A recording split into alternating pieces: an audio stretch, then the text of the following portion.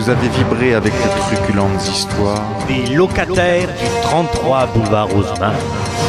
Vous avez aimé être voyeur de cette radio-réalité et pénétré l'intimité de ces personnages. Laissez-vous maintenant guider dans les méandres du passé et découvrez ceux qui, un jour, ont été pensionnaires du lieu. Découvrez maintenant les archives du 33 boulevard Haussmann. C'est pas possible. Hey. Ouvrons le dossier des archives à la page 1968. 501, le génie de l'espadrille. Avant de vous narrer l'histoire qui arriva à 501, le génie de l'espadrille, nous devons primordialement aller dans le jadis par le Judas de la porte du temps et nous recoltiner subséquemment une petite page d'histoire antique et derechef réviser nos jugements. En effet, rendons-nous, je vous prie, peu de temps après que Jésus-Christ. À l'époque des premiers califats d'Orient. Nous sommes alors dans l'année du Bioué, dans la ville de Bagdad. C'est le grand Bagdad de l'an Bioué, qui a marqué l'histoire antique. Cette paisible et grande nation est dirigée par un calife peu connu des historiens, le 5e calife bien guidé, le GPS de la foi, le grand Laboussek ben Rothman San Sonachnouf Muftar Abdarramona Mansourif Toulatouf, celui qu'on appelait également le grand calife Allah-Compète. Sous son règne éclairé, l'Orient conquiert le monde et sème ses morts partout. C'est l'Occident de la route du progrès. À l'heure où en Europe on se barbarise à tout crin dans l'obscurantisme le plus sombre, l'Orient des harems brille de voiles et de vapeurs, de fragrances et de lumière. Les esthètes tâtent grave, les artistes sont adulés et les savants savent servir le savoir et les nourritures spirituelles à la satiété civile. Ils n'ont pas besoin de faire venir des savants de Marseille, ils en ont à la maison. C'est un âge d'or et d'Orient, quoi. Le calife Allah-Compète est aimé de son peuple. Ce n'est pas un calife en carafe à la ramasse des masses, au sondage dans les chaussettes. Il règne avec bonhomie et justice. Oh oui, il y a bien son grand vizir qui voudrait lui piquer sa place. Le fourbe Yacitis. Un nerveux de petite taille, prêt à tout pour jouer dans la cour des grands. Il était même prêt à tuer père et mère pour y arriver. Merci, bonjour. Il le chantait même à sa femme, qui était une vraie sirène. Tu t'en vas à la dérive. Moitié femme, moitié ton. À croire que la musique adoucit les meurtres. Il se voyait calife à la place du calife, déjà plus petit encore, devant sa glace en se rasant. Mais ça, il l'a jamais avoué. En effet, sur ce sujet, depuis gosse, il nie. Casse-toi, là. Nonobstant ce pénible vizir à talonnette, le royaume est paisible. Voici le schéma, le topo, le décor est planté, et maintenant rentrons dans cette intrigue arabe comme dans un beurre. En ce jour, le calife veut fêter l'anniversaire de sa 73e épouse, la voluptueuse, La sublime, l'astre du jour qui occulte le soleil, la merveilleuse, la douce, la câline, la Fatma Fémin, la rotondité sensuelle faite femme. la Zouza Roulette, la bien nommée Aïcha Compulsif. Cette poupée est la plus belle femme du royaume, un joyau dans l'écrin du harem, une perle, une Barbie qui illumine l'espace qu'elle brasse avec grâce. C'est la Barbie pétasse, flamboyante et absolue. Mais Aïcha compulsif est... comment dire... parfois, la nature et l'évolution, c'est pas super cohérent, c'est un peu étrange. Et en fait, Aïcha, bon, c'est vrai, c'est une beauté, mais ce qu'elle a réussi à l'extérieur masque, un vide intérieur. Quand on le pense, on pourrait dire qu'il y a de l'écho. Non mais allô quoi. Allô. Je sais pas, vous me recevez? Non mais les gars, c'est quoi encore ce plan macho? Elle a liquéfié son cerveau pour en faire une crème de jour. Elle abrite plutôt des neurones. Elle risque pas la fracture du bulbe, le tennis elbow du cortex, la surchauffe des synapses. Pour faire simple, Elle est vraiment conne. Macho! Mais là, n'est pas le seul attribut physique de la belle. Elle est également dotée d'une particularité moins sensuelle mais plus sensorielle. Elle daube des arpions. Elle pue littéralement des pieds que c'en est pas possible. Elle renarde le sconce force 12. Elle fait pleurer les chacos. Nota bene, les chacals à plusieurs.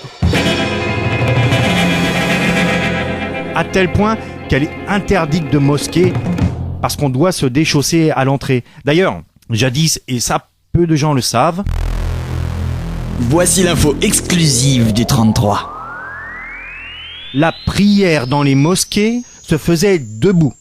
Mais suite à un de ces déchaussages, l'ensemble des fidèles présents s'est jeté à terre, le nez dans le cul de leur voisin de face pour éviter de respirer les effluves rances, de crever d'être tombé dans une fosse d'aisance où se serait soulagé un régiment de hyènes diarrhétiques. Depuis, par précaution, l'habitude est restée. Bref, le calife à la compète, fou d'amour pour sa belle, mais également meurtri de ne pouvoir passer une nuit avec elle sans risquer ou l'asphyxie ou de lui vomir tout son kebab dans la choucroute, voulut lui faire un cadeau princier. Il fait venir du fin fond de l'Orient un sorcier juif de la tribu de Zébulon, l'une des 12 tribus d'Israël. Un Mède, le dernier représentant de la confrérie des enchanteurs, le dernier encore lucide, le dernier Mède saint en somme. Le calife lui demande d'enchanter un objet avec un vrai génie dedans. C'est vrai ça. Aïcha aura donc la possibilité, comme le veut la tradition, de demander 3 vœux qui seront exaucés. Le calife espérait bien évidemment secrètement qu'Aïcha pourrait ainsi régler son problème de pied.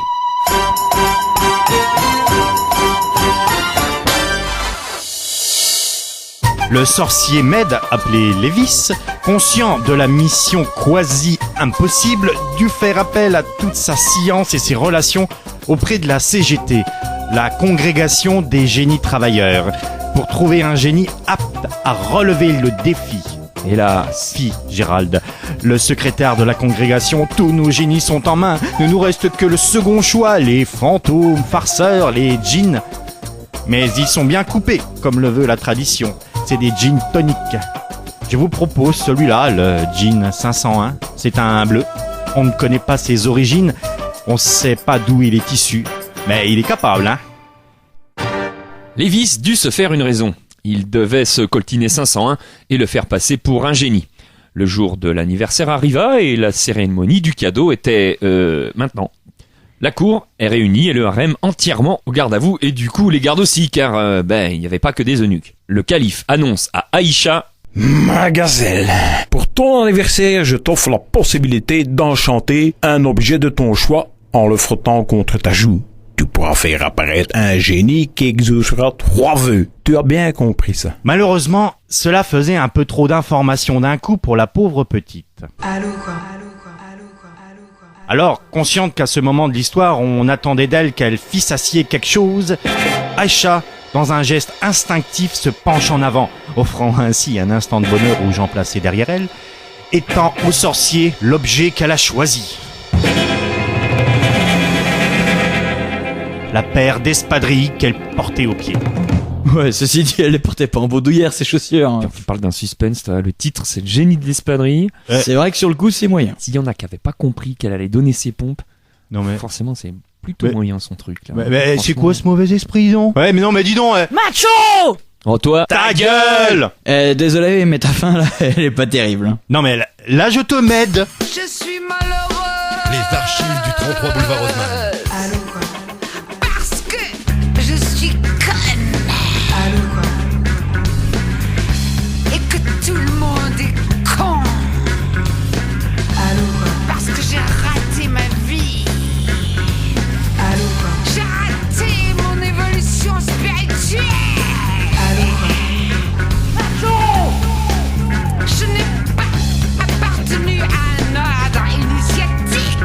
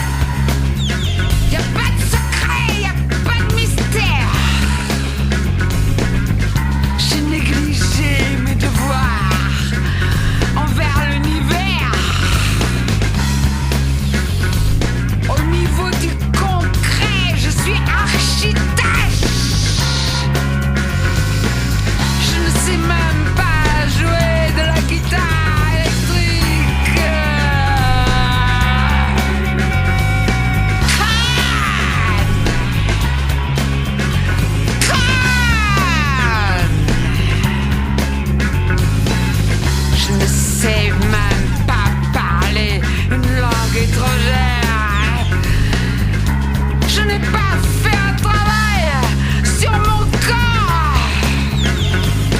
Et je suis incapable de passer l'aspirateur. Parce que je suis conne. Parce que je suis conne.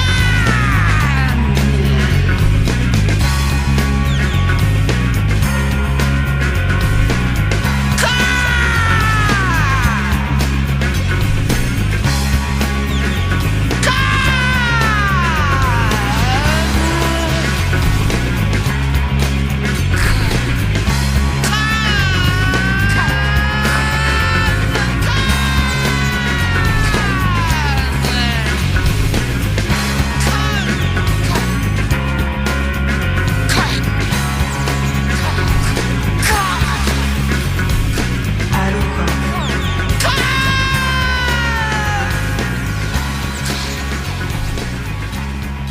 Les archives du 33 boulevard Haussmann.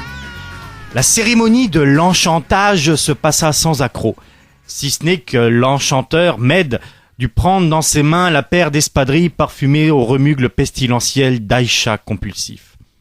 Entre deux hoquets nauséeux et autres gerbes posées en hommage aux harpions de la Belle, celui-ci tenta vainement de prononcer les formules magiques consacrées pour établir le sort qui allait sceller la paire de pantoufles au génie 501. Dans un dernier râle, il put néanmoins finir et le sort et le sien de sort car il trépassa sur le champ. Avec lui périt le dernier Med saint. Il n'y en a plus eu nulle part dans l'histoire, aucune réplique, aucun retour, revival, aucun remède, rien. Aïcha se trouvait donc avec ses pompes face à l'assistance insistante, pressée de la voir se rechausser. Et là, dans un souffle en apnée, le calife à la compète lui dit « Fais aveu, vite !»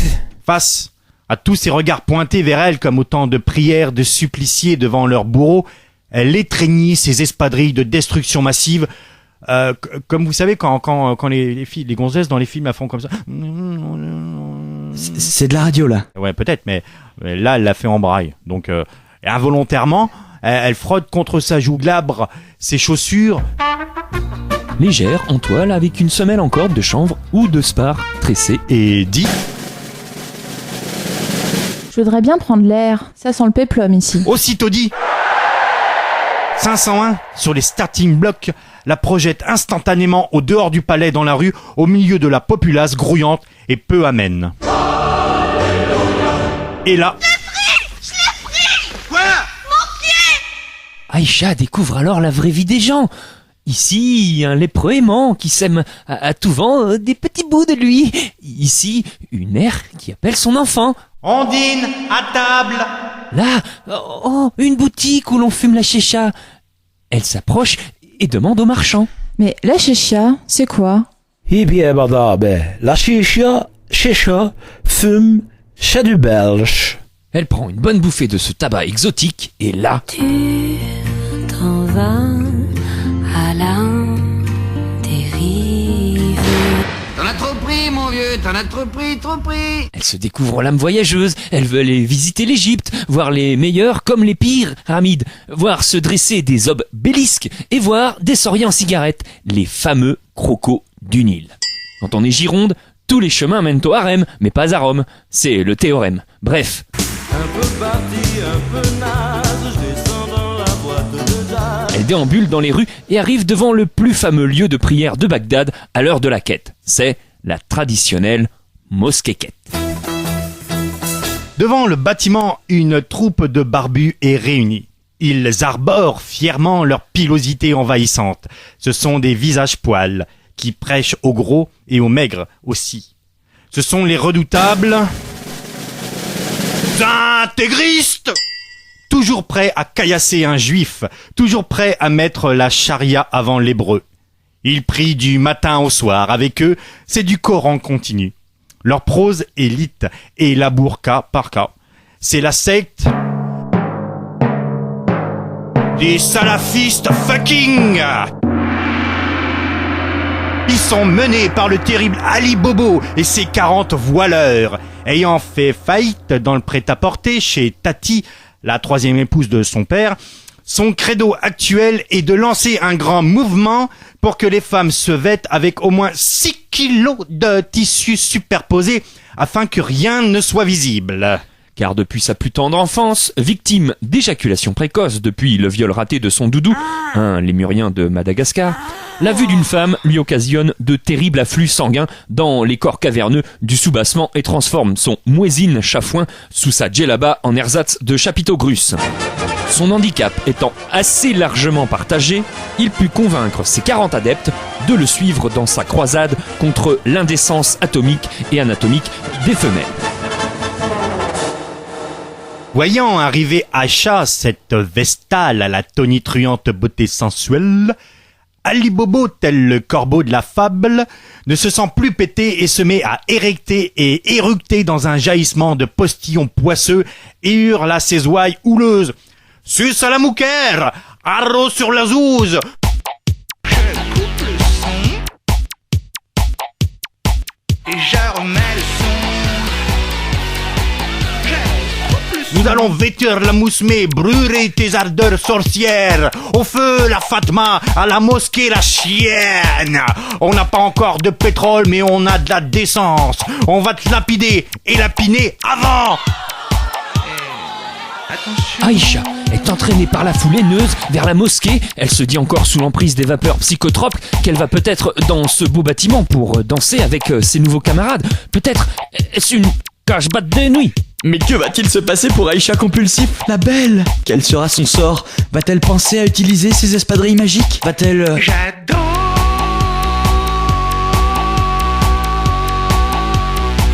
regarder danser les gens. J'y retourne souvent au bar du Luxor. Regarder danser les gens.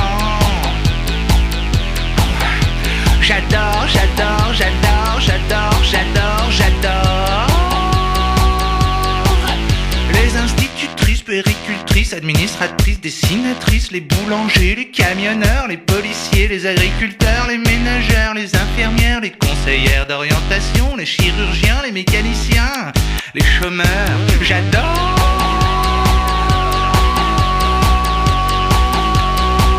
Regardez danser les gens. Et de temps en temps, je coupe le son et je remets le son. Je coupe le son, je remets le son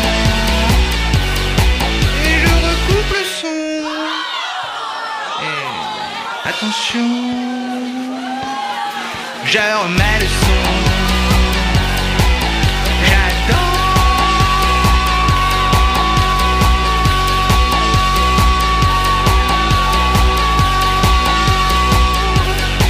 Les gens arrêtent de danser, ils se demandent qui a coupé. Ils commencent à m'encercler et là je me sens en danger. Alors je leur dis prenez-moi, faites de moi n'importe quoi. Pendez-moi la tête en bas comme la dernière fois. J'adore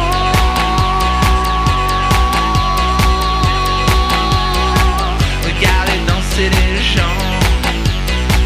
Ah, je trouve ça fascinant. Au bar du Luxor. Regardez danser les gens. Oh, oh, j'adore, j'adore, j'adore, j'adore, j'adore, j'adore. Et je coupe le son et je remets le son et je recoupe le son. Je remets le son. J'adore.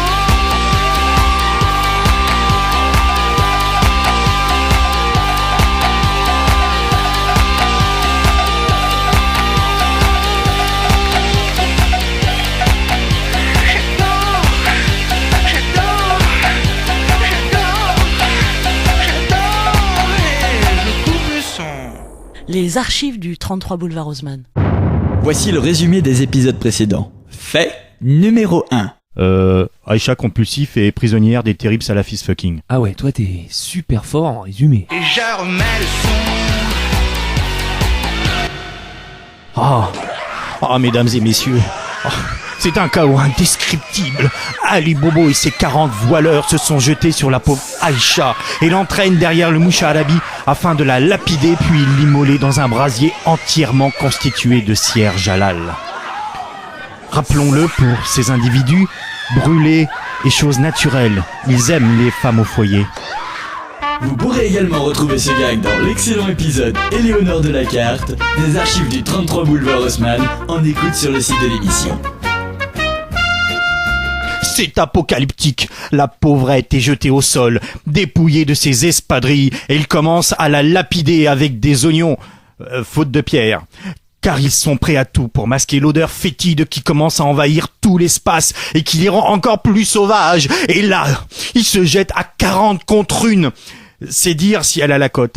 Mue par les affres du stupre, du rut et du rust-prut. Il lapide dans tous les sens. Il lapide. L'union fait la force. Mais l'oignon fait la farce. Veulent fourrer la dinde, c'est atroce, et l'envoyer sur Mars. Et jeter dans l'enfer des impurs 100%, cette femme intouchable pour leurs mains calleuses. Être sûr de pouvoir pour un temps exister pour cette désirable bêcheuse. Être frustre et intègre, ok. Seulement si un moment on nique. Des gonzesses qui ne connaissent de l'amour que leur tampon périodique. La tension est désinvolte, palpable sous les djellabas. Mais les salafistes fucking avaient oublié quelque chose, l'un des 10 commandements du prophète. Le préfixe pro signifie en faveur de. Pro, fête, se dit de quelqu'un qui aime faire la fête, que l'on pourrait traduire par jamais le dernier pour la déconne. Synonyme, pro-teuf. Le prophète a dit « Tu ne pueras point ». Et le Dieu, Allah, le grand qui akbar dans tous les sens, insulté par les effluves qui empuantissent sa casbah, réagit. Il allait quand même pas laisser passer ça. Après on sait, à tout le monde il a à dire ma religion elle pue du culte. Non. Alors, faisons appel à toute sa colère divine. Il transforme la pauvre Aïcha compulsif et ses espadrilles maléfiques en sapin désodorisant pour voiture. Et d'un coup de poing rageur, il écrase la mosquée pour ensevelir cette bacchanale infernale sous un cercueil de gravats. Plus tard, au cours d'un de ses voyages, Laurence d'Arabie, encore une femme célèbre, découvrit le petit sapin lors d'une fouille en règle. J'avais bien dit que c'était une femme. Il fut ramené à la cour d'Angleterre où il subit 1001 péripéties pour finir finalement, en 1968, dans la table de nuit de la chambre 1001 du 33 boulevard Haussmann. Cette chambre était alors occupée par un jeune babacool du nom de Raka Meron et par sa compagne, une chèvre angora du nom de Moditbik. Au moment de quitter la chambre, Rakam avisa le sapin caché au fond du tiroir de sa table de nuit. Il le prit et l'installa sur le rétroviseur de sa 2 chevaux. Alors qu'il traversait une vaste étendue de blé blond, amoureusement bercé par le soleil généreux de ce mois de juillet, il se tourna vers Moditbik et lui dit d'un air grave «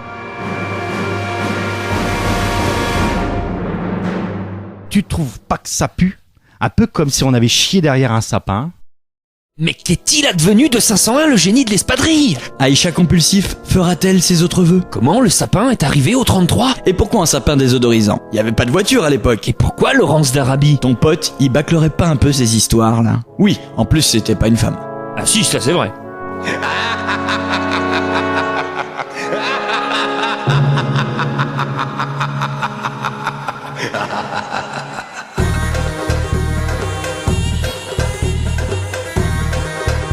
Les archives du 33 boulevard Haussmann. Fais-moi du couscous chéri, fais-moi du couscous. Fais-moi du couscous chéri, fais-moi du couscous. J'ai une jolie femme dont je suis épris. Mais voilà le drame, elle se lève la nuit, sortant de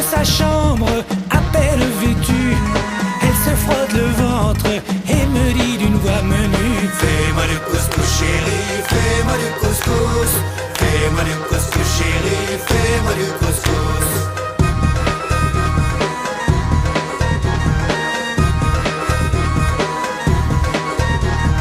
Et moi qui m'endormais, rêvant à ses baisers, à ses lèvres vermeilles, voilà mon réveil.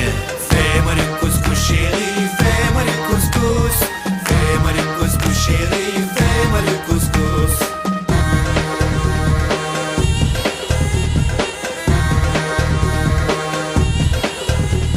J'ai trouvé la recette pour décourager sa passion secrète qui tient éveillé. Je remplace les pois chiches par des haricots. Et comme je m'en fiche, je jette la semoule au moineau. C'est plus du couscous chéri, c'est plus du couscous. C'est plus du couscous chéri, c'est plus du couscous.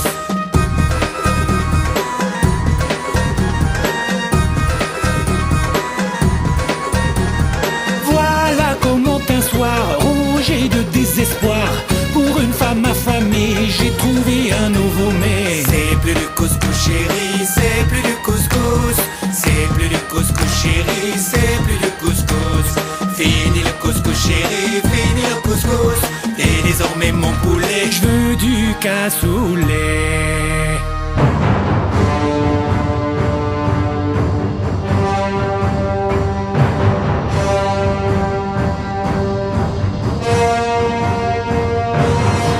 Aujourd'hui, vous avez pu entendre dans les archives du 33 boulevard Haussmann Brigitte Fontaine avec le titre Conne, Philippe Catherine, Luxor et Fais-moi du couscous chéri par Richard Gottener. Merci à toutes les voix féminines, Julie, Kat et Carole, ainsi que les voix masculines, Lionel, Jean-Pierre et Jempom. Les archives du 33 boulevard Haussmann, une émission écrite par XY et réalisée par J.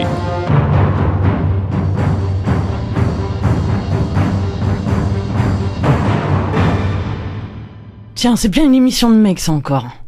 De mecs? Ah, c'est drôle ça pour une émission sur l'Orient. La Mecque. Ah. La Mecque. C'est toujours un moment d'émotion. Coupé.